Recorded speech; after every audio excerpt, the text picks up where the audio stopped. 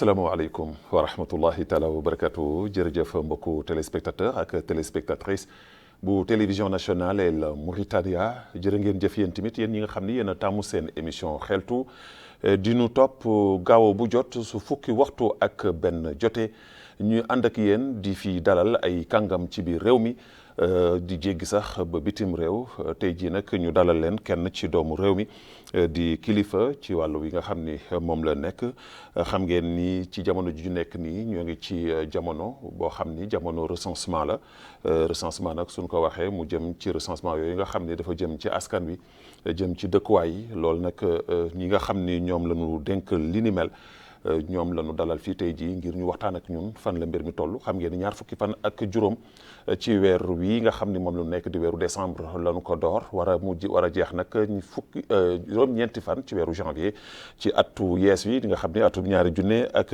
ñaar fukk ak ñeent la ci loolu moo waral tax tey jii ñu dalal leen kii nga xam ni moom mooy Guèye Alioune Demba Guèye Alioune Demba mooy chef de bureau de zone bi nga xam ni moom mooy toppatoo lépp loo xam ne jëm na ci wàllu recensement bi fii ci wilaya bu Nouakchott sëñ bi Guèye ñoo ngi lay nuyu di la ziar ab mbégte am kontaante dalal la ci plateau émission xeltu ngir ñu mën a waxtaanee li nga xam ni mooy xew-xew bi nga xam ne tey jii moom la ñëpp di waxtaanee muy recensement yi fii ci biir réew Mauritanie rawatina fii ci capitale bi Nouakchott ngay kilifa bi nga xam ne yow la ñu dénk lépp loo xam ne jëm na ci wilaya bu Nouakchott ñu bàyyi la ak téléspectateurs yi nga nuyu leen ñu soog am di soobu ci waxtaan bi.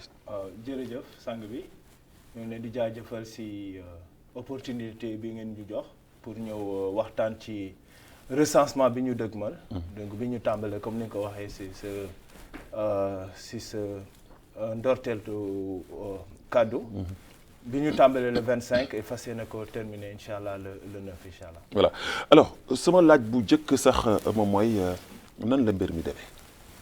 jërëjëf donc recensement soo ko déggee mooy bindu mooy xayma donc liggéey bi nan la demee ay ndaw lu ñu yebal ci kër yi ku nekk dafa war a ñëw donc si gox-goxaanu réew mi yëpp lañ ko fas yéene incha allah def. ay ndaw yu jógee ci ANSAD mooy agence nationale de la statistique de l'analyse démographique et économique ñoo war a ñëw ci kër gu nekk ngir am ay laaj yu ñu jébbal askan bi et ci laaj yooyu am ay tontu yu leen di delloo donc day mel ni jotaay bi ñu war a def ci kër yi donc liggéey bi tàmbali nañu ko le 25 environ juróomi junni agent déployé nañu leen ci territoire national bi yëpp gox-goxaani réew yëpp ñu ngi fa Nouakchott environ ñaari junni agent ñi ngi fi donc kër gu nekk dañuy ñëw am ay laaj yoo xam ni ci thématique ci ay fànn yu bëre lay aborder lay traiter ci laaj yooyu léegi lenn rek lu ñuy xaar ci askan bi mooy ñu jox leen ay tontu yu wóor ci laaj yi leen di jébbal donc liggéey bi en résumé noonu la demee. alors su fekkee ni tey jii mën nañ ko wax muy ANSAT muy kuréel gi nga xam ne mooy saytu di toppatoo lépp loo xam ne jëm na ci wàllu bind bi comme ni nga ko waxee léegi juróomi junne maanaam ay nit ay agent maanaam ay doomu réew mi ngeen jël yabal leen ci biir Mauritanie yëpp mais est-ce que juróomi junne doy na ci réew mi nu mu yaatoo ak ni mu toll. dëgg la donc. juróomi junni yooyu fan la jógee parce que avant recensement bi am na beneen pàcc bu ñu def boo xam ni moo tax réew mi ñu segmenté ko maanaam ñu diviser ko en district de recensement c'est-à-dire réew Mauritanie territoire bi lépp la ñu segmenté en disons 5000 et quelques districts de recensement léegi agents yi selon subdivision yooyu ñu def la ñu calculer nombre d'agents yi ñu fa war a affecté donc 5000 yi fenn la jógee mooy le nombre de subdivisions qu'on appelle district de recensement yi ñu affecté ci agents yi foofu la jógee donc c'est effectivement 5000 yi doy na et au fur et à mesure bi ñu xayma ci xayma la jógee ci li ñu établir 5000 agents yooyu. alors xayma bi ngeen ko xayma nii est-ce que fu mu toll fii nii ci juróomi fan yi nga xam ne door ngeen ko. est-ce que mën nañu jàpp ni liggéey bi mi ngi dox ci doxin bu am solo te amul benn jafe-jafe parce que en général bindu askan dafa jafe. askan yi nga xam ne yaa ngi leen di bind sax des fois da ngay gis ñoo xam ne sax dañuy dëgër bopp lool que ni ñoom duñu bindu. alors est-ce que seen ndaw yi nga xam ne yéen a ngi leen di yebal ci kër yi amuñu benn jafe-jafe ci wàllu mbind mi. dëgg la balaa ñuy door bindu bi. donc am na opération sensibilisation bu mag bu ñu tàmbali au niveau des médias au niveau des autorités locales ñëpp jàpp si pour sensibiliser comme ni nga ko waxee ñu bëre peut-être dañuy méngale ak recensement bi ak état civil te ñaari opération yu wute la yu bokkul yu bokkul voilà parce que loolu tamit c'est très important ñu nga dellu si taxaw ci parce que man mii sama wàllu bopp au départ bi ñu waxee ni affaire recensement dama jàppoon ni peut-être que recensement wu ay état civil la alors que c'est diamétralement opposé bokk ñaari mbir yi wute na voilà parce que recensement bi soo xoolee fukki at yu nekk lañ koy def fukki at yu nekk pour nat xayma xayma askan wi nu mu toll tolluwaayu askan bi voilà benn la mais tolluwaayu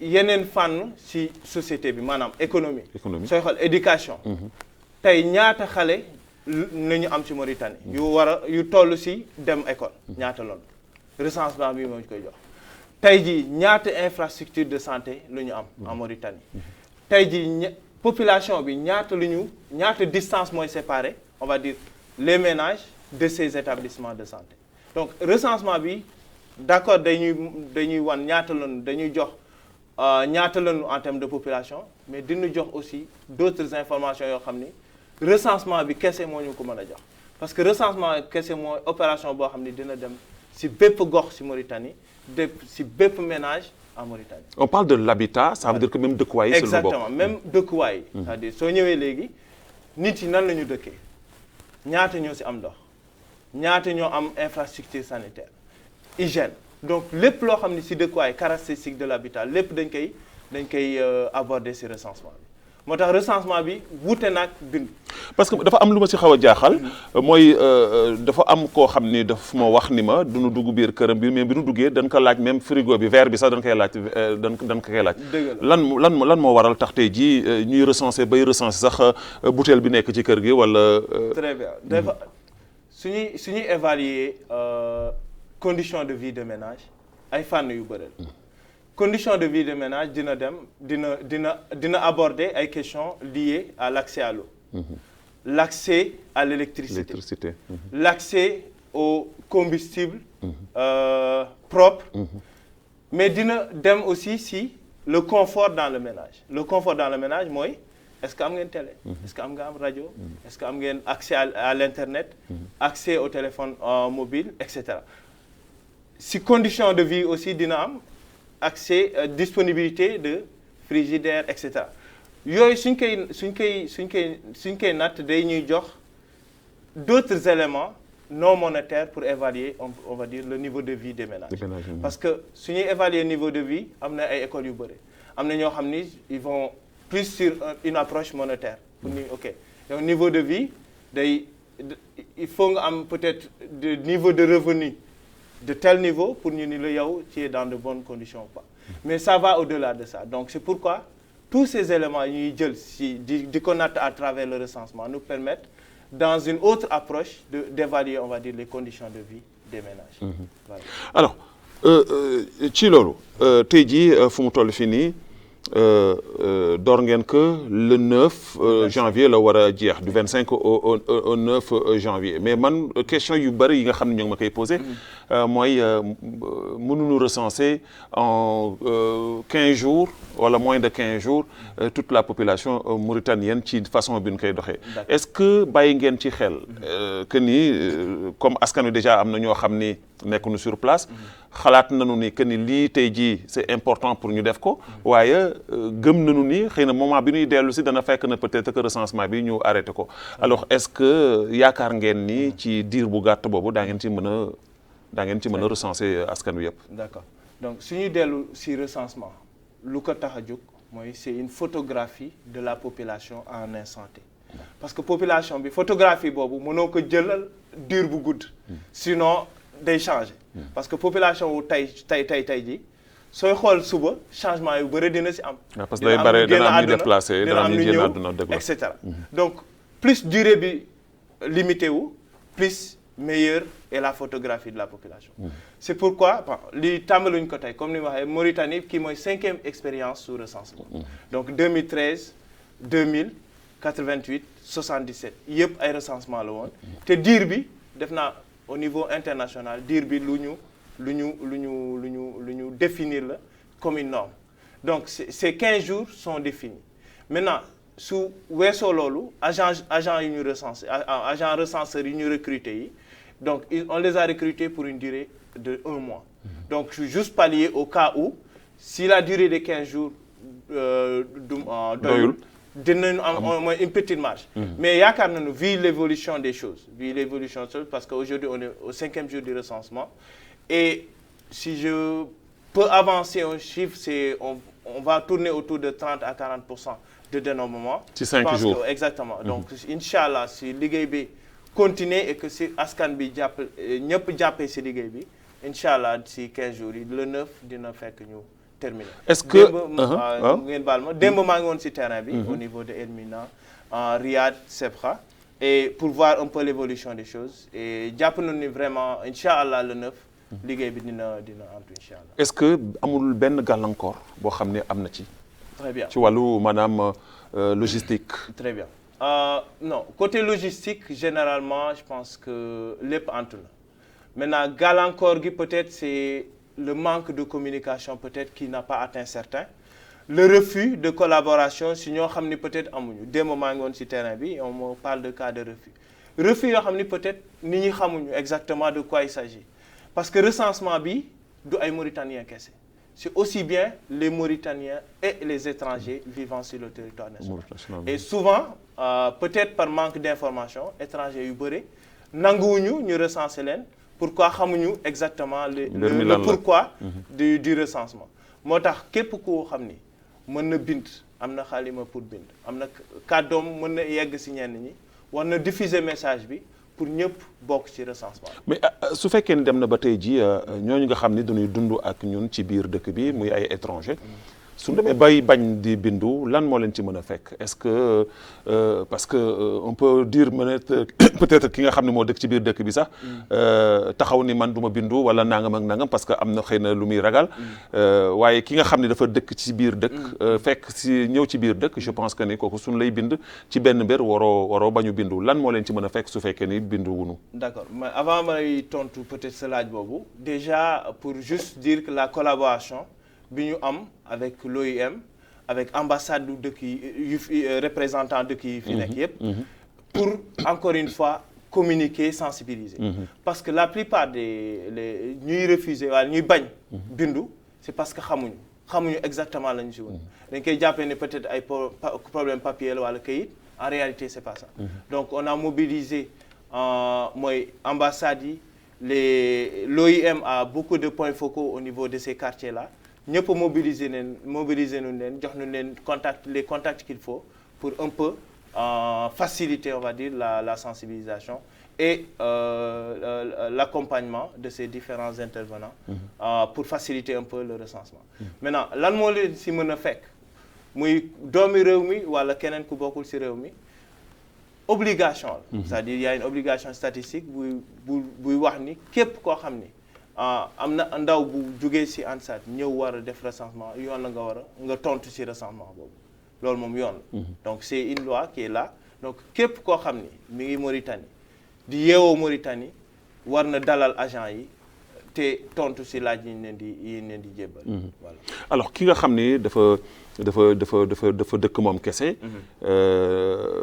njabootam nekkunu fi xëy na dem na liggéeyi ñëw nañu ci gannaawam fekkuñu ko fa alors est-ce que kooku tamit du am gàllankoor pour mën a recenser wu parce que moom te war nañ ko recenser. Très bien. Alors ban moyen la ngeen di def ci wàllu tamit pour mën a fexe ba ñëpp ñi nga xam ne tamit du seen coobare mais dañuy fekk ñi xëy nañu ñi seen njaboot nekkunu sur place ñu mën a aussi tamit que bindu. donc soo xoolee liggéey bi généralement comme Nouakchott fii 9h lañ koy tàmbali ba guddi si amul waxtu boo xam ne dañu naan 16h wala 18h ngeen wàcc. Ok. Parce que le terrain c'est-à-dire seul le terrain déterminera l'évolution du travail. Et ces cas-là se présentent. Par exemple, da ngay ñëw ci kër kenn ubbiwul fu ñu nekk nga jéem a laajte xool peut-être te diront que ñii guddi ci liñ fiy nekk et l'agent bi ak le contrôleur doivent revenir. Donc vraiment amul durée boo xam ne danaan 16 heures ku agent yi wàcc ñëpp a ngi ci terrain bi pour recenser képp ku nekk ci Mauritanie. Mais est-ce que ces agents-là que ngeen exiger pour que ñuy ñëw à une heure tardive pour mën a recenser certaines familles, est-ce que ces agents-là mettre ngeen leen ci conditions yu favorables, est-ce que jox ngeen leen li ka jar lu mën a taxaw ñu mën a tamit que tayal boobu nga xam ne bañ nekk ci ñoom parce que des fois aussi tamit jukko mauritanien laa lay wax. D'accord. Des fois mën nga jël ay nit ni leen lii mooy seen mission mais nan ko war defee duñ ko defee parce que tayal ba day dugg wala des fois aussi tamit yaa ma gën a xam mbir mi nu mu demee. dëgg la mais à part liggéeyu agent yi nekk ci terrain bi. c'est-à-dire c'est tout un dispositif pour ñu teg en place donc agent yi ñooy recenser. mais à côté il y a le contrôleur pour contrôler le travail de l'agent. Il est sur le terrain. En plus du contrôleur, on a un superviseur qui est sur le terrain. Mais en plus de ça, donc l'avantage aujourd'hui des nouvelles technologies yi ñuy utiliser mooy tablettes yoo xam ni données ñoo ñuy permettre de collecter des données. Les données sont chaque jour centralisées au niveau national. Ok. Et ñun bokk na suñu liggéey mooy derrière les machines maintenant essayer de voir l'évolution du travail. Phase bi ma la doon wax cartographie boobu c'était une cartographie numérisée. maanaam kër gu nekk en tout cas pratiquement kër yëpp sont géolocalisés sur les tablettes. Agent kër bu mu dem am na couleur bu icône bu ñuy jox c'est-à-dire kër bu ñu laalagul. am na couleur bu mu ñuy jox bu mu leen di jox. suñu ko numéroté rek am na beneen couleur bu mu ñuy jox suñ ko dénombré am na beneen couleur bu mu ñuy jox. déjà de façon visuelle mënoon xam ci carte bi ñaata kër la dugg ñaata kër laalaguñ ko et cetera. Ça c'est sur la carte. Et même derrière sur les données à chaque jour il y a une équipe qui travaille là-dessus pour voir la qualité des données et c'est important. liggéey bi yamul si rek agent yi def leen non. À côté une équipe est là pour suivre la qualité des données et c'est fondamental. Parce que su fekkee dispositif bi yëpp def nañ ko. c'est pour qu'après données yi ñuy collecter ñu mën ci sukkandiku pour bâtir des politiques et programmes de développement. Mais sukkandiku ci ay données yoo xam ni fu wóor luñ ko teg ay données yu claires. C'est pourquoi vraiment il y a un dispositif de collecte mais surtout de suivi d'évaluation de la qualité des données. yaa ngi junj sànq lu am solo wax ni ci recensement bi dafay permettre aussi tamit que ngeen mën a xam gox bu nekk lan moo fa nekk ci école lan moo fa nekk ci dispensaire est-ce que am nañ ko wala amuñu ko ak nan la ñu war a mën a xayma est-ce que du jëm ci aussi tamit que mën a natt aussi maanaam le taux de la pauvreté ci biir dëkk bi ñan ñoo xam ne am nañu doole ñan ñoo fi amul doole ñan ñooy dund di def les 3 repas parce que loolu tamit c'est important parce que soo duggee ci biir kër ñëw fa fekk fa si benn recensement nga ñëw gis na kër ga demee daa xam ni ñii kat ku ci añ doo reer wala ci reer doo ndékki. Très bien donc maa ngi ko doon junj léegi si xayma pauvreté wala condition de vie am na approche yu bëri. Recensement bi effectivement étude la wala base la boo xam ni mën nañ si natt pauvreté mais pauvreté boo xam ni day jël ay éléments yu bëri. Comme ni nga waxee pauvreté du rek amoo xaalis. Non, ça va au-delà du revenu. C'est une prise en compte de ces aspects non monétaires comme l'accès à l'éducation. L'accès à un logement décent. L'accès à l'emploi. Le niveau d'insécurité alimentaire. Donc tous ces éléments-là, en tout cas globalement, sont intégrés ou sont pris en compte dans ce recensement-là. Donc soo xoolee questionnaire yi ñuy administré éléments yi yëpp ñu ngi ci prévoir nañu ko ci pour qu'à la fin rapport yi ñuy publier dina am benn pàcc boo xam ne dañ koy jagleel conditions de vie. on me dit aussi que ci laaj yi ngeen di laaj day dem ba ay 80 laaj 90 laaj yu bëri la. lan moo waral aussi tamit que même si agent yooyu nga xam ne da ngeen leen yónni ci terrain bi dañuy dem ba dañuy dugg fu sore ci seen ay laaj.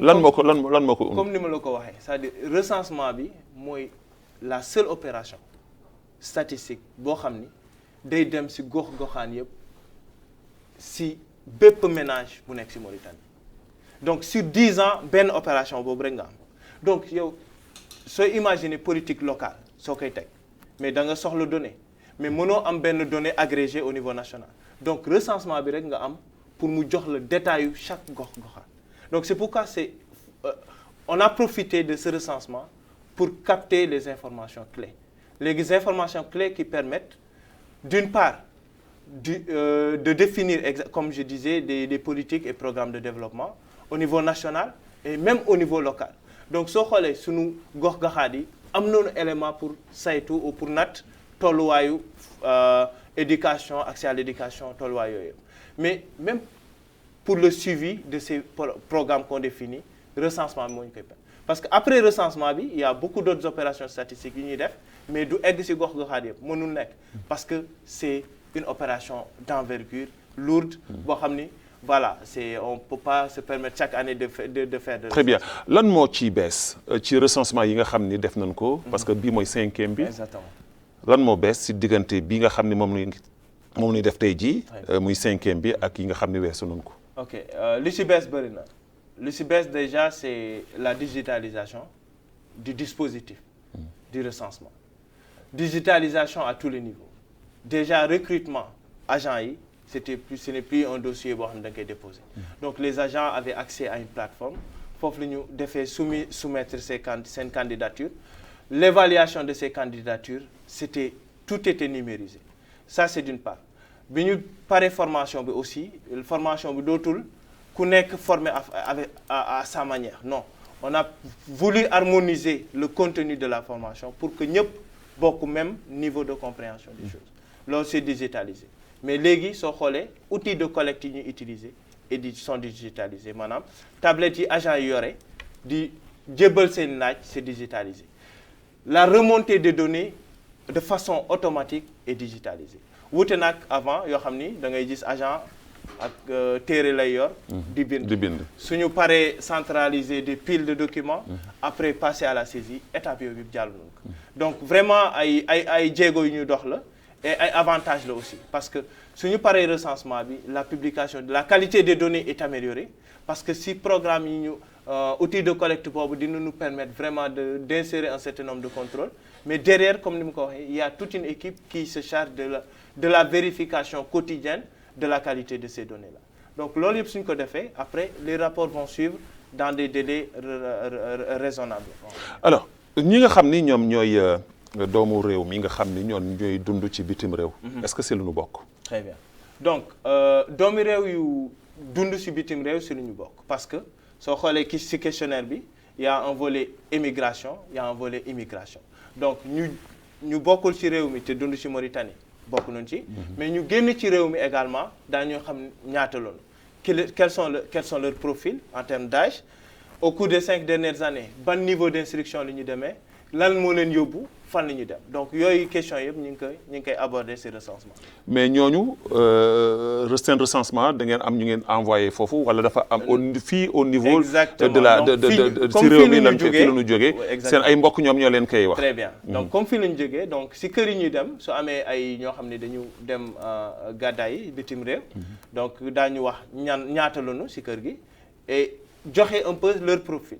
Comme on a assisté au cours de ces dernières années à une vague d'émigration. Donc, je pense le recensement sera l'occasion, en tout cas, de sortir ces chiffres-là pour montrer un peu le profil de ces individus qui sont partis en émigration. Fan lañu dem bi ñu doon dem ban niveau d'instruction lañu demee bi ñu dem lan moo leen tax a jóg ak fan la ñu dem. Mais est-ce que ñi nga xam ne ñoo nekk ci kaw gi. Parce que ñooñu tamit que dañu nekk ñoo xam ni par exemple tey jii suñu waxee recensement la partie la plus importante ñoom la maanaam kaw gi et donc du ñuy faral di gis ne à chaque fois difficulté am pour ñu mën leen recenser alors est-ce que préparer ngeen psychologiquement ñi nga xam ni ñoom ñooy nekk ci terrain bi pour ñu am benn patience pour ñu am aussi tamit que benn tolérance pour mën a di waxtaan ak ñoom parce que aussi tamit loolu ça demande aussi une communication ça demande aussi tamit nga am benn taxawaay bu la mën a permettre nga mën a convaincre nit ki parce que du ñëpp ñoo am même mentalité bi ki dëkk ci teeru bi ak ki dëkk ci àll bi bokkunu xalaat bokkunu jëmukaay est-ce que loolu tamit que bàyyi ngeen ci xel ak ñi nekk ci terrain bi c'est vrai donc effectivement kaw gi comme milieu urbain bi agents yi fépp lu ñu leen déployer je pense que kaw gi moo gën a neex a liggéey que dëkku taax yi. Ah bon? Oui. Pourquoi? Parce que en réalité questions yi ñuy poser c'est des questions simples du question yoo xam ni day laaj yenn xam-xam. ñaata ngeen ku nekk turam ak santam ñaata at la am fu mu toll ci jàng c'est des questions simples mais accueil bi ñuy am. au niveau du milieu rural. amuñu ko fii en milieu urbain. réticence bi ñuy constater fii du foofu macha allah donc à travers toutes les opérations statistiques enquêtes yi ñuy def le milieu rural accueil bi fa am amuñu ko feneen. maintenant oui difficulté yi am na difficulté de transport maanaam pour rallier ces localités là mais comme dispositif bi ñu jël bi ça permet de faciliter le déplacement de l'agent parce que très souvent benn agent ci benn zone rek la nekk sinon am na une équipe mobile boo xam ni ñoom ñooy ànd déplacé wu donc mais si kaw gi vraiment liggéey bi def naa fii la gën a jafe particulièrement en Nouakchott que kaw gi.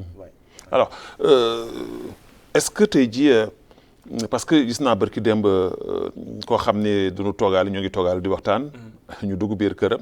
di ko laajte après ñu woo ko téléphone. muy joxe instruction di tel alors ki nga xam ne tamit da ngeen dugg biir këram. fekk fa waajur bu góor bi nekk fa muy kilifa kër gi. en général xale yi dañ leen da ngay gis ni dañ leen wax ne leen su kenn duggee ci biir kër gi su leen laajee bu leen tontu. alors il faut que ngeen jot ko su ngeen jotul kooku jaabante fa dem fa benn yoon ñaari yoon ñetti yoon. est-ce que du indi jafe-jafe aussi tamit ci liggéey bi parce que aussi tamit comme ni ma ko waxee woon sànq des fois dafa am ñoo xam ne duñu dëgër trop te am mettit lool ci seen doxal. effectivement soo xoolee su ñu ñëwee ci kër le premier responsable mooy borom kër gi. su fi nekkee mooy mooy tontu ci laaj. su fi nekkul mën na am soxna walla bépp mukallaf bu nekk ci kër gi boo xam ni am na suffisamment d'informations concernant les membres de ce ménage là mais su loolu yëpp mënul am lors de la visite de agent bi dina dellu si autant de fois que délai bi may ñu ko donc vraiment tënkuwuñu da ngay ñëw tey gisoo ko dellu donc vraiment comme ni ñuy wax ñun ñoo soxla gannaaw ñun ñoo soxla donc on se met dans les dispositions pour am information yi maintenant su jaree ñu dellu siwaat guddi si daañu ko defaat su jaree dellu siwaat fii dans 2 jours 3 jours autant de jours daañu ko def ba am information. mais est-ce que ñi nga xam ne ñooy agents yi seen wàllu bopp maanaam ci seen formation parce que tàggat ngeen leen ay bis mais am na ñoo xam ne tey jii maanaam dugg nañ ci juste pour gagner dara ci seen poche. mais maanaam détermination bi ak engagement bi nga xam ne war nañ ko am duñ ko am yéen ñi nga xam ne yéen ay superviseurs yi yéen ñi nga xam ne yéen a nekk di coordonner mbir moomu est-ce que am ngeen ci ay mesures strictes yoo xam ni su si nit fauté parce que du si ñàkk. ni dana am ñoo xam ne daanu fauté faute yu grave. pourquoi parce que comme ni mu ko waxee sànq ni agent bi dafa war a nekk koo xam ni ku ubbeeku la dafa war a nekk koo xam ni ku du tayal su fekkee ni loolu am na ci aussi tamit ngeen jël seen ay matukaay bañ ko def ulu am mi ulu xaali wala yenn mbir yoo xam ni peut-être que mën na indi ay fitna ak ay jafe-jafe ngeen jël ay sanctions teg ko ci kaw ndodd ñooñu même su fekkee ni sax dafay jar ngeen rajale parce que affaire bi du mbir mu yomb du mbiru foo agent yi dañu signé contrat de prestation de service boo xam ni satisfaction wu liggéey bi moo ñu tax ñu continuer ak moom donc ça c'est dans les clauses du contrat donc si l'agent ou le travail de l'agent waa liggéey bi muy def satisfaire nañu on a la possibilité libérer ko et c'est des cas qui se sont présentés donc liggéey bi dañ koy def si anam yu mu waree c'est vrai que tàggat nañu leen pendant 2 semaines donc tàggat mais comme ni ñu wax tàggat après évaluation parce que jëluñu ñëpp soo xoolee ñu tàggat ñu ëppoon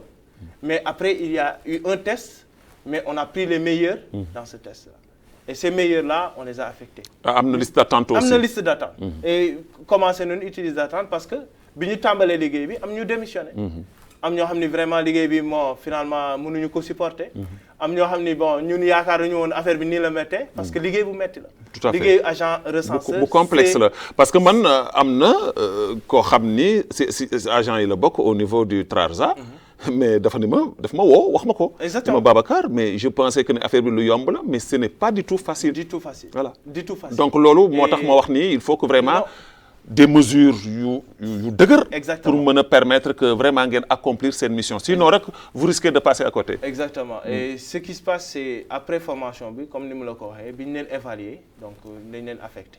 Mais clause du contrat c'est-à-dire les termes du contrat sont clairs bépp agent bu defal liggéeyam nu mu waree kooku dañ koy dindi parce que encore une fois la réussite de ce travail dépend de la qualité des données collectées par ces agents. Absolument. Donc loolu duñ ko caaxaan. Donc s'il y a une suspicion bu ndaw sur le travail d'un agent dañuy ñëw taxaw xool donc tayaluñu benn yoon ñun en tout cas sur suñu wàll wàcc ci terrain bi ñëw évaluer la qualité du travail. Parce que c'est fondamental. Donc agent yi c'est vrai que liggéey bi jafe na mais comme li ñu leen wax tàggat nu leen nu mu waree maintenant comme ni nga waxee. ñëpp tool amuñu tolluwaay. am na ñoo xam ni niveau yi du benn. engagement yi du benn sérieux yi du benn mais il y a des choses yoo xam ni mënoo ko évaluer ci formation ci terrain bi nga koy def. mais ñaata période ngeen leen tàggatee. 2 semaines. 2 semaines exactement. Voilà. Est-ce que 2 semaines c'est suffisant vraiment pour que ñu mën a recueillir lépp li nga xam ni jëm na ci wàllu xam-xam. si soo xoolee 2 semaines yi sax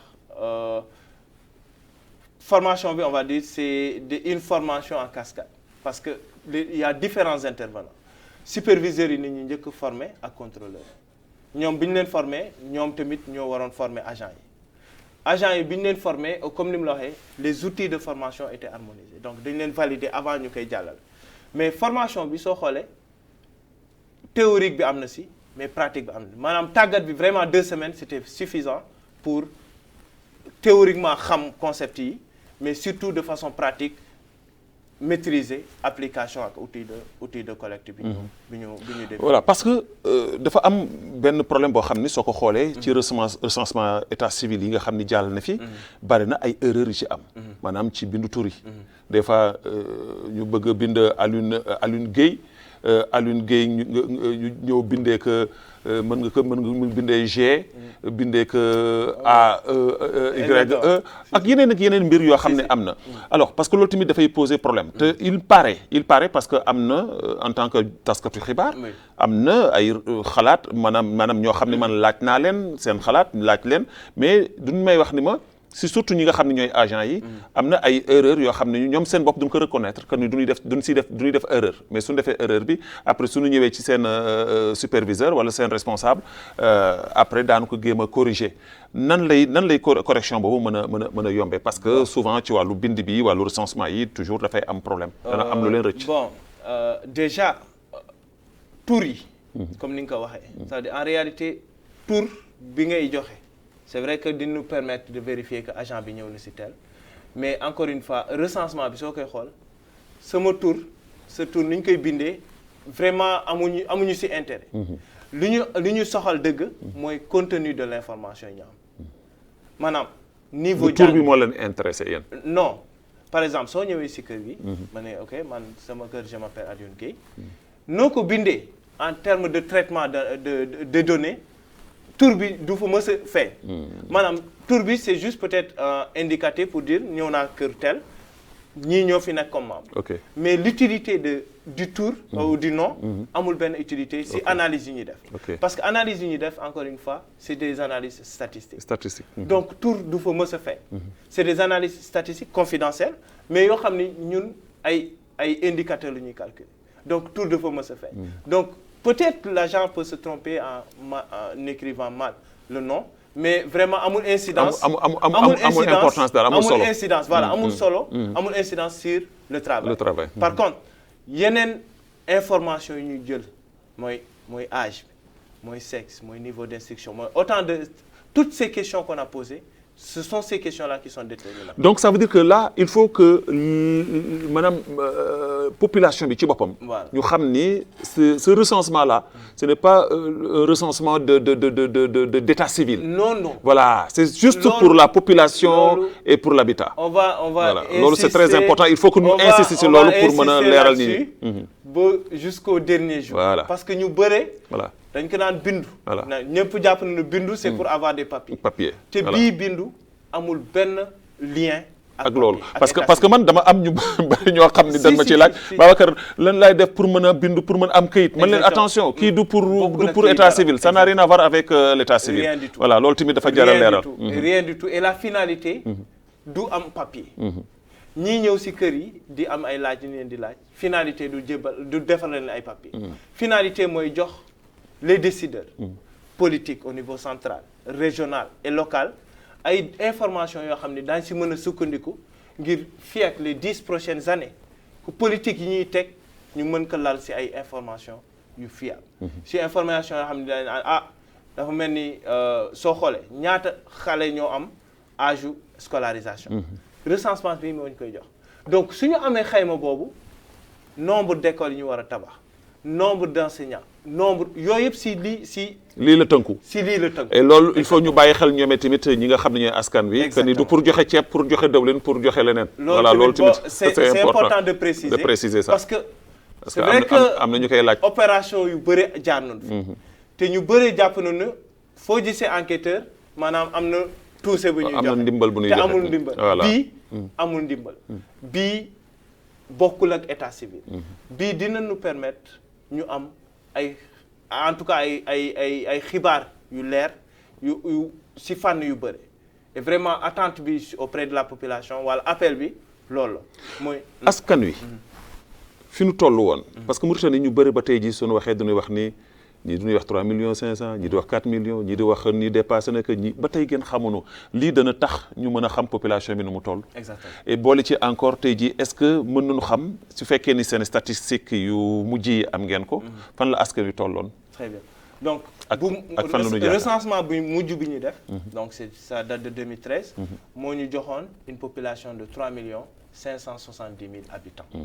3 millions 570. exactement en 2013. En 2013. Maintenant 10 ans après ñaata nañu toll donc c'est vrai que y a eu des projections parce que recensement boo ko defee daa am limu année bi mais fii ak 10 ans war nañu mën a projeté wu par rapport au taux de croissance de la population jéem a xool d'ici dans 10 ans ñaata la ñu toll estimation yi ñu amoon à partir du recensement 2013 dina may aux environs de 4 millions 200 en 2023 4 millions 200 mais loolu ay estimation la recensement bi nag bi ñuy def en 2023 moo ñuy jox exactement parce que les estimations rek la woon de façon précise exacte quel est l'état de la population mauritanienne en 2023 voilà su ñu defee recensement boobu su résultats yi génnee war nañu mën a def yeneen estimation pour 33 wala 34. On revient un tout petit peu sur les étrangers vivant en Mauritanie parce que ça c'est très très très important. Il faudrait aussi tamit que loolu muy message boo xam ni yow da nga koy lancer en tant que tey jii responsable tey jii ci wàllu mbind mi que ni recensement bi dafa am lu bare lu muy def parce que Mauritanie war na xam ñi dëkk ci biir dëkkam ñu yeewoo ñu fi fanaan ñu fi yeewoo ci biir territoire am war na leen xam alors su demee ba nga xam ni tey jii am na ñenn ci ñi nga xam ne ñoo fi dëkk jógee bitim seen réew ñëw ci biir réew mi ñoomee tamit ñu taxaw ñu ne duñu bindu loolu ça pose problème alors loolu ban message nga ci lancé pour ñi nga xam ne ñoom ñoo dëkk fii ci biir réew Mauritanie te duñu ay Mauritaniens. Exactement parce que soo xoolee recensement bi comme ni mu la ko waxee dina permettre ñu définir ay politique ak ay programme mais yoo xam ni ci askan bi la jógee. tey jii suñu tabaxee école suñu tabaxee structure de santé doon pousser pour juste les Mauritaniens. pour askan bi yëpp donc muy Mauritanien bi muy non Mauritanien étranger bi yow mi dëkk ci dëkk en fait ci Mauritanie war nga xam ni bépp service de base bi ngay utiliser yoon la nga bokk ci recensement bi pour ñu mën a xayma ñun ñaata lañu. tolluwaay bi du juste les Mauritaniens tey jii par exemple su école bi santé bi bépp infrastructure de base. parce que soo feebaree doo taxaw di wax damay xaar ba dem sama réew. soo xam ne faju non fii ngay fajoo. sa doom su waree dal école doo wax ni damay toog ba may ñibbi. exactement voilà exactement donc loolu moo tax ñëpp Mauritanien bi comme étranger bi war a bokk ci recensement bi. war a bokk pour ñu xam ni au-delà de sa nationalité suñuy lim. Mauritanie ñaata ñoo fi yeewoo ñu boole la moo tax on fait un appel à l'endroit des représentants des ambassades ici en Mauritanie, de l'OIM, et lors du lancement officiel du recensement, il y avait le représentant de l'OIM qui a pris parole et pour appeler, parce que ñëpp si lañu bokk. képp ku yeewoo si dëkk bi war na xam nga am nga si wàll wu rëy, war nga bokk ci recensement bi. Maintenant, on va continuer à faire des appels. On va en tout cas donner la parole à tout celui qui peut contribuer à la sensibilisation pour que ñëpp xam ni lii bokkul ak dara état civil. Tout à fait. Alors ci wàllu communication parce que vous avez certainement def ngeen ci ay spot publicitaire ay spot ay annonce yoo xam ni peut-être que vous l'avez fait pour juste demander ak nit ñi pour mën a recevoir nit ñi accueillir leen ci anam yu mucc ayib gis nañu tamit que comme tey ji plateau bi ñuy def tey ji au niveau de la télévision mais du ñuy gis seetlu ni communication bi ba tey dafa des am na ñoo xam ne jotuñu ko te dafa am benn partie bu am solo boo xam ni est-ce que du ngeen ci bàyyi xel dans le futur muy maanaam les réseaux sociaux parce que les réseaux sociaux tey jii jouent un rôle très important et primordial pour tamit tey jii maanaam message yi mën a jàll parce que ñu bëri tey jii pour ñu toog jàkkaarloog télé bi sax lu jafe la man je préfère tey jii seetaan télé émission bi ci sama téléphone parce que daf may fekk peut-être que ci mbedd mi que di ko toog sama biir kër di ko seetaan alors est-ce que yéen a nga ciy bàyyi xel pour la prochaine fois ngeen mën a timit au moins timit que di def yenn mbir yi ak yenn sites yi ak yenn bañ ko yemal rek tout simplement. Exactement. Non, je pense même duñu xaar la prochaine fois parce que c'est quelque chose qu'on a déjà entamé. Donc les réseaux sociaux soo xoolee comme ni nga waxee toogatuñu di seetaan télé. La plupart sont dans les réseaux sociaux. Et aujourd'hui yoon la ñu jagleel pàcc bu am doole bu am solo ci wàllum communication basée sur les réseaux sociaux. En tout cas tàmbali nañu ko et c'est une continuité na sensibilisation bi moom jusqu'au dernier jour on va continuer à sensibiliser. Maintenant toutes les voies tous les canaux yoo xam ne di nous permettre ñu passer le message pour que le maximum de population jot si xam ni recensement bi wareef la ñëpp bokk si incha allah daañu ko def. fi nu toll fi nii on parle de 5 jours de recensement ça reste 10 jours mais comme ni nga ko junjee léegi yéen a ngi ci tey ji 35 à 40% c'est bien mais toujours début bi dafay am efficacité mais à la fin day am bàyyeeku alors su fekkee ni tey dem ngeen ba ci cappaandaw ga ngeen gis ni il y a problème parce que bare na ñoo xam ni kay tey ji liggéey bi des na taxaw ngeen peut-être que pour que yokkaat comme wax nga ni formé ngeen ay nit seen contrat ak ñi nga xam ne da ngeen leen former c'est juste pour 1 mois. Exactement donc on a pris les devants comme ni ñu ko waxee c'est-à-dire pour faire en tout cas les agents recenseurs qui sont mobilisés sur le terrain ont des contrats de 1 mois même si la durée du recensement bi ni ñu ko prévoir c'est une durée de 15 jours. Maintenant évolution bi en tout cas ni ñu ko jàngatee ni ñu ko gisee à travers les chiffres mi ngi avancé. À l'intérieur beaucoup plus qu'à Nouakchott avec les difficultés. moo tax hier démb on a réfléchi sur une nouvelle approche puisque avant bon c'est vrai que chaque agent dañ ko affecté woon benn DR on s'est dit mais peut-être pour faire avancer les choses en tout cas tout en garantissant la qualité du travail c'est peut-être déplacer les agents en équipe donc loolu ñu commencé tàmbali lu ñu tàmbali hier. voilà parce que bi ñu commencé par benn. boobu dañuy gis ni problème daf ciy am. voilà parce que daa ji sax koo xam ni dana dem ba ci biir même bien vrai que formé ngeen ko mais dana am jafe-jafe. pour mën a mais su fekkoon ne xëy na en groupe la comme ni ngeen ko def mujj def nii. exactement ça va apporter quelque chose. liggéey boo gis. mbooloo dina am foo toll. voilà mbooloo da ngay saytu. voilà xam ni li ma prévoir initialement. peut-être su ma defee lii dina gën. donc démb jàpp nañu ni li ñuy stratégie bi ñu teg moo gën et di nous permettre d'avancer mais d'avancer mieux. Mieux comment? Mieux parce que là au moins les agents sont dans les mêmes environs. Contrôleur bi ñu doon bi amoon 7 agents yoo xam ne ils sont éparpillés là am na leen à portée de main et là la qualité va suivre et l'évolution di ki doon traîner nga xam ne yow peut-être fin de journée bi nga koy gis mu ni la man finalement j'ai eu tel problème. Tu as la possibilité de l'avoir tout le temps. donc jàpp nañu lii suñ ko defee et surtout aussi les problèmes d'insécurité c'est vrai que abordé wuñ ko mais à Nouakchott particulièrement donc c'est pour pallier à tout ça ñu jëlaat réfléchiraat autrement pour c'est déjà un dispositif qu'on a mis en place à l'intérieur en milieu rural donc dañ ko tëggaat rek ici à Nouakchott pour voilà pallier à toutes ces difficultés-là et faire avancer le travail. Parmi les questions posées, duñu si gis ni à chaque fois on parle duñu leen di poser question fan la sa niveau jàng am ndax am nga bac ndax am nga nangam ndax am nga nangam yaa ngi liggéeyoo maanaam da ngeen si tënkaale aussi tamit que le nombre de chômage de la population ak ñi nga xam ni niveau boobu ñi nga xam ne da ngeen leen di laaj nag seen niveau intellectuel fan la ñu toll la ngeen jàng lan ngeen métier nangam ak nangam xanaa da ngeen leen di jox liggéey après. Très bien non c'est important parce que soo xoolee recensement bi comme li mu ko waxee c'est vrai que c'est une opération lourde généralement bëgguñu questionnaire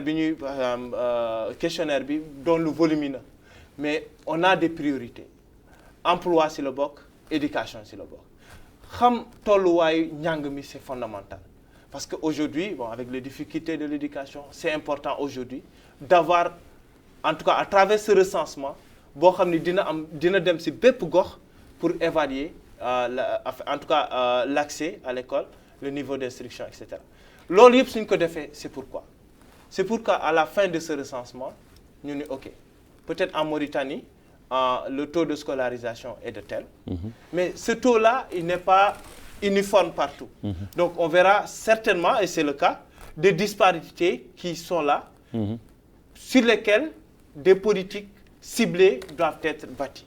Donc c'est pourquoi ça dit recensement bi du juste joxe un chiffre national mais c'est wàcc au niveau de chaque wilaya voir ok les défis donc de la wilaya par exemple du Guidimara c'est certes la pauvreté on en parle mais peut-être aller au-delà de ces donc recensement bi vraiment duñu jox au détail c'est au niveau de telle commune au niveau de tel muqataa mais peut-être c'est spécifiquement dans ces localités-là donc recensement bi loolu la ñuy jox donc vraiment dinu jox en tout cas les moyens pour bâtir une politique sur le plan de l'éducation sur le volet de l'emploi parce que l'emploi en réalité sooy xool recensement bi da si aborder pàcc bu am solo et là vous êtes prêt à aller jusqu'au coin le plus reculé de ce pays pare ngeen fa tey jii exactement pour fa dem dara du ngeen ko bàyyi ñëpp a ngi fa à ce jour déployé nañu agents yi parce que sooy xool 5000 amul manquement non du tout parce que comme ni ma waxee lépp si njëlbeen bi la si cartographie bi ñu def moo ñu permettre ñu segmenter dëkk bi en district de recensement chaque district de recensement am na déjà un agent bu fa nekk moom moo war a def liggéey bi donc bàyyi ñu benn place. L'avenir de ces agents-là que vous avez formés après juste un contrat d'1 mois là après da ngeen leen di bàyyi ñu dem.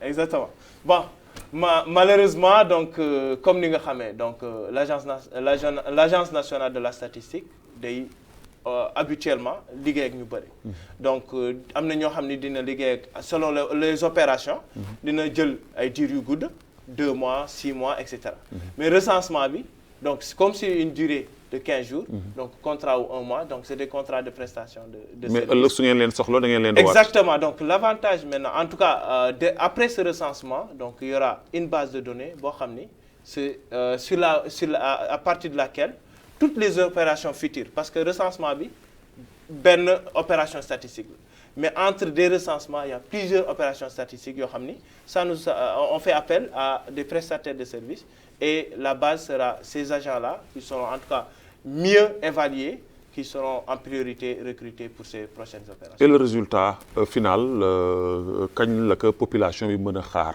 li ngeen ci def yëpp kañ la ko mën a population mën a xaar. après le recensement. Exactement donc après le recensement soo xoolee incha allah d'ici le 9 bi suñu paree bindu bi yëpp donc il y aura une période de traitement apurement et cetera donc les premiers résultats incha allah ñu ngi leen di xaar durant le premier trimestre de 2024.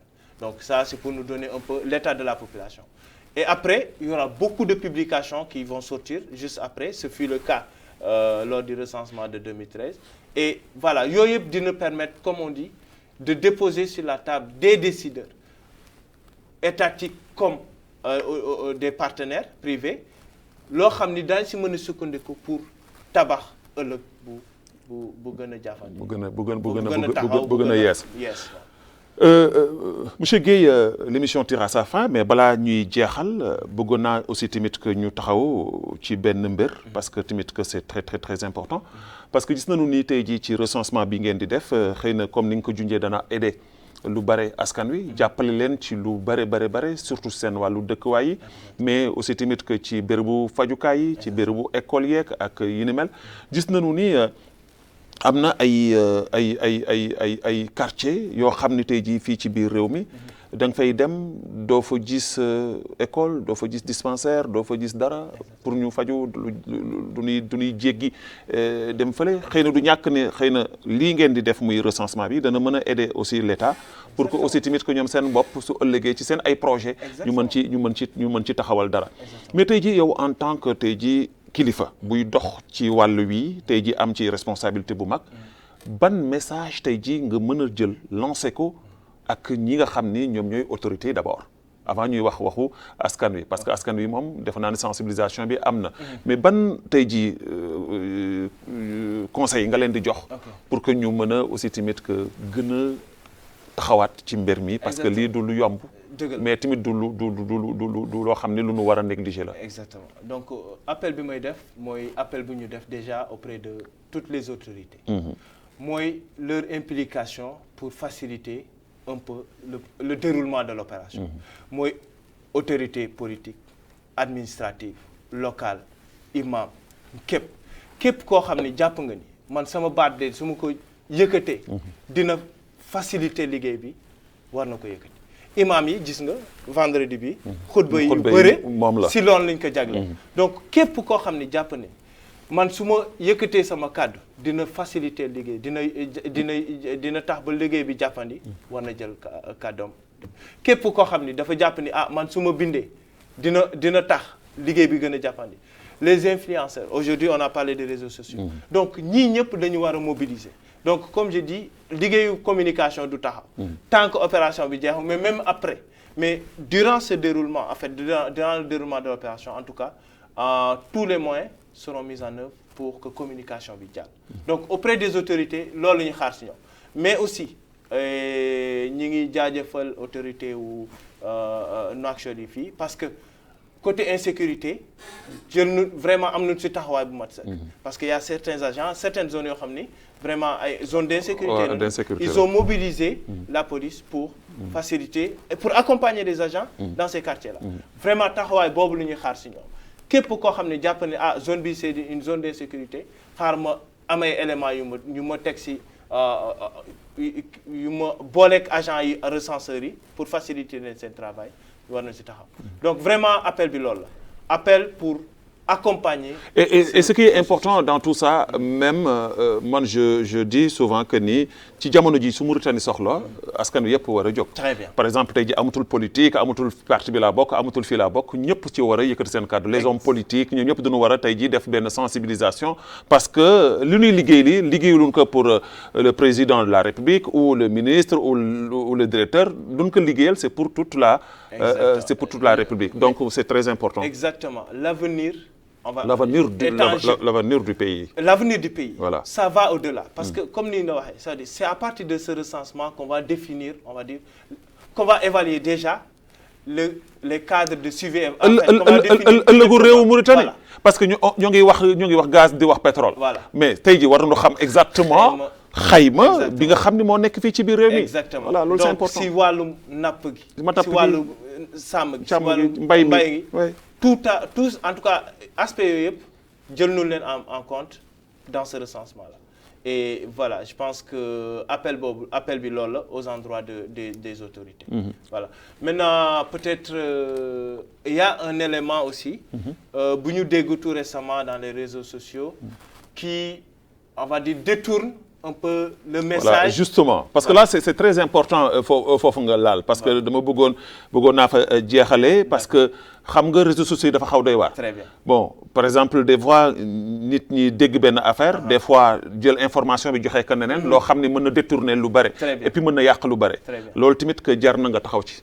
dañu naan penc bi bokk na si lu ko yàq.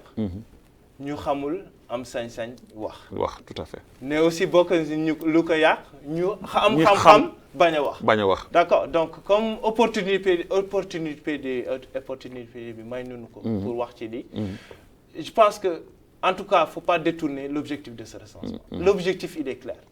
C'est pas la première fois. Et il faudrait aussi tamit que ñu am avec benn vraiment xalaat bu rafet. xam ni cet objectif là elle est sain. C'est exactement. C'est un objectif très sain. Très sain et qui a un seul intérêt. C'est le pays. kenn du si jëriñu. ku dul réew mi yëpp. donc objectif bi lan la objectif bi mooy déjà comme ni ñu ko waxee muy enquête muy recensement. C'est la prise de décision mais balaa ngay jël décision nga lalu si loo xam ni lu wóor la. recensement bi bii comme ni ma ko waxee si njëlbeen mooy la seule opération boo xam ni dina dem si bépp gox-goxaan collecter information yi objectif bi mooy lan am information yëpp de façon très détaillée au niveau national régional au niveau des communes au niveau des localités au niveau des quartiers pour joxe saytu en tout cas état de la population. État de l'éducation, de la santé, des infrastructures de base, etc. Donc, objectif bi, il n'y a que ce seul objectif. Ñeneen ñuy wax leneen dañoo xamul rek mais en réalité, il n'y a rien de tout ce qui se dit à travers ces réseaux sociaux. Ban message ngay lancé tey jii ce message bu mujj bi ngay lancé agents yi si seen bopp parce que ils ont un rôle important. dañu amee tey jii seen loxo loo xam ni avenir réewu Mauritanie. moo nekk seen loxo parce que saytu askan dafa nekk loo xam ni lu doy waar la. alors tey jii ñoom amee wuñu lu tuuti donc ban message nga leen di lancer pour que ñoom tamit que ci wàllu professionnalisme. ñu demee ci ak gëm-gëm comme ni nga ko waxee ca njëlbeen ba. ak pas-pas parce que. c'est l'avenir du pays. exactement c'est l'avenir du pays. et comme vous l'avez dit comme ni nga ko waxee les agents recenseurs sont la base parce que c'est eux qui collectent l'information. Et la qualité de leur travail détermine la réussite de cette opération. Donc, c'est vrai qu'ils sont, on va dire, en tout cas sur l'échelle, ils sont sur le terrain, mais vraiment, appel bi mu leen di wax mooy dëgg la liggéey bi metti na. Peut-être c'est pas les conditions les meilleures qui puissent exister. Mais comme ni ñu wax, un engagement c'est un engagement. Et puis bokk na ci jaamu yàlla. Voilà. ndax liggéeyal sa réew. ci jaamu yàlla bokk. te engagement moo gën a fort lépp. Donc dès lors on s'est engagé. Pour la réussite de cette opération appel bi mooy na ñëpp jàpp metti na passer toute la journée sans manger metti na descendre à des heures tardives metti na peut-être faire face à l'insécurité metti na mais sa réew war na la ko jaral mais exactement sa réew war na la ko jaral la réussite de ce travail war na ko jaral sa ëllëgu réew war na la ko jaral donc appel bi loolu la na ñëpp jàpp li si des bëriwul 10 jours en tout cas appel bi loolu et on compte vraiment sur eux, sur leur professionnalisme, sur leur sérieux pour avoir des données de qualité pour la réussite de cette opération. Monsieur Guèye. waaw Babacar. télévision nationale mbégte ak kontante bu rëy lu nu am tey ji dalal la fi. maa leen gën a kontaan ndax li nga fi wax leeral ko dafa am solo lool. et je pense que ni attente bi ñu amoon tamit que matal nga ko bu mat sëkk. ñu ngi lay gërëm di la sant. jërëjëf di la jox daje xëy na prochainement. Inch'Allah pour nag mën a def le bilan. Inch'Allah en tout cas ñi ngi fi. saa yooyu ñu soxla. ñu ñëw waxtaan ak askan bi. si recensement bi si résultat recensement yi mais si yeneen opération. merci beaucoup ñoo ngi dalaloon tey jii si sunu plateau Guèye Alioune Demba moom mooy chef du bureau zone du recensement wilaya bu Nouakchott moom lañ fi dalaloon tey jii seen émission xeltu samedi tey jii doon faram-fàcceek moom doon xeltoog moom ci li nga xam ni moom moo jëm ci recensement bi nga xam ni ANSAT mi ngi koy amal dégg ngeen fi li nga xam ne wax na fi yëpp ñuy gërëm di sant bu baax l'équipe technique bi àndoon ak ñun Ingest Ta moo àndoon ak ñun son Fatimitou Mawlut ak Mouhamed Fall ñoo fa nekkoon caméra Zine moo fa nekkoon script Siham réalisation Selem Bouha coordinateur l'infatigable Dahman bi leen jox daje incha allah samedi prochain ci beneen émission xeltu yàlla na yaaf jàmm ci biir mi yàlla mucc leen muccal nu digganu ci gi xewal wasalaamu aleykum wa rahmatullahi taala wa barakatuh